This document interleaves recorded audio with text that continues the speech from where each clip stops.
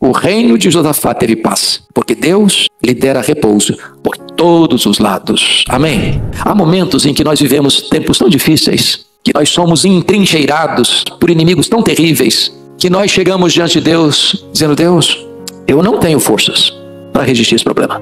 Eu não só não tenho força, eu não sei nem o que eu vou fazer. Eu não tenho estratégia também. Mas uma coisa, Deus, eu preciso dizer: os meus olhos estão postos em Ti. É a minha declaração. Eu acho que também é a sua. Eu não sei como é que você veio aqui hoje, mas eu tenho orado e pedido a Deus que esta palavra seja para o seu coração. E eu estou tão necessitado desta mensagem quanto você também. Há momentos que nós enfrentamos uma ameaça real, uma ameaça iminente e uma ameaça mortal. Foi isso que esse rei está enfrentando. Essa multidão vai atacar e invadir Jerusalém. E Josafá não tem a mínima possibilidade de resistir a essa grande multidão. Ele está não só impotente, mas ele está sem qualquer estratégia.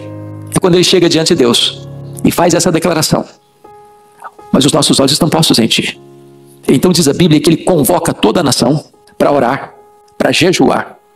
E ele faz uma oração firmada na soberania de Deus, na fidelidade de Deus às suas promessas. E então ele quer ouvir a voz de Deus. E quando Deus fala, a mensagem é esta: aquiete o seu coração, acalme.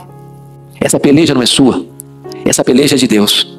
Vocês não precisam nem sequer batalhar. Vocês não precisam ter medo.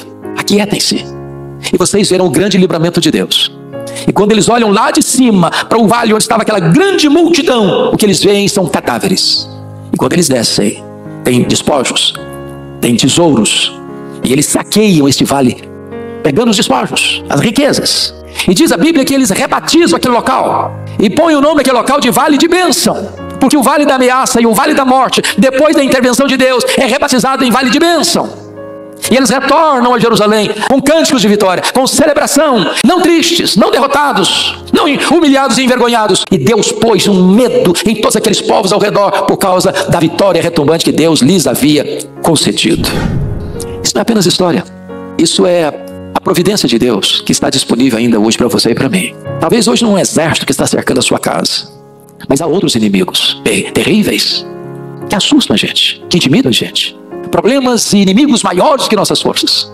Nós não temos em nós mesmos força para enfrentar, nem estratégia. Quando você não sabe o que fazer, Deus dá para você estratégias para fazer e vencer. A primeira delas, meus amados irmãos, é a oração. A oração não é em si poderosa, é claro. É um instrumento para a gente fraca acionar o Todo-Poderoso. A oração une o altar da oração ao trono que governa o universo. A oração leva você a conectar sua fraqueza com a onipotência de Deus. Então diz a Bíblia que Josafá começa a orar. Quando é que você deve orar?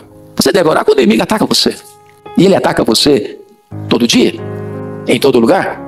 E quando você deve orar? É quando você está com medo. Tem hora que você tem medo também.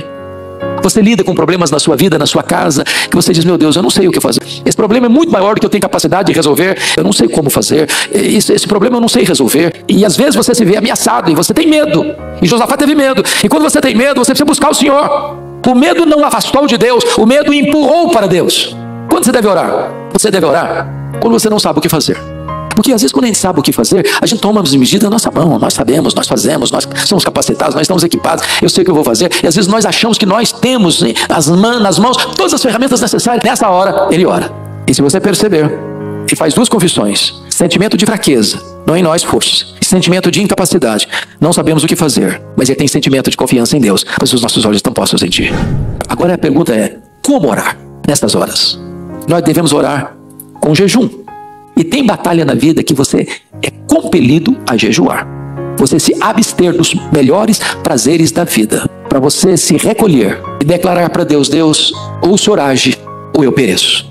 Ou o Senhor manifesta o teu poder, ou não tem escapatória. Essa é uma disciplina cristã que tem sido esquecida na nossa geração. Há batalhas em nossa vida que não serão vencidas, a não ser que nós oremos e jejuemos. Quando os discípulos de Jesus estavam fracassados diante de uma multidão, e impotentes para resolver um problema de um pai aflito, eles disseram: mas por que nós não podemos? E Jesus diz: essa casta só sai com oração e jejum. Tem hora que é necessário jejuar.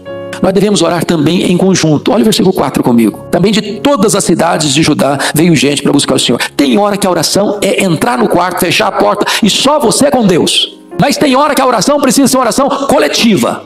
para a Assembleia dos Santos, para toda a igreja orar. Tem causa, meus irmãos, que não afeta apenas a nossa vida, afeta a vida de todos, de todos, de todos. E nessa hora, toda a comunidade precisa sentir o mesmo peso, precisa sentir a mesma urgência, precisa sentir a mesma necessidade e buscar a Deus em oração.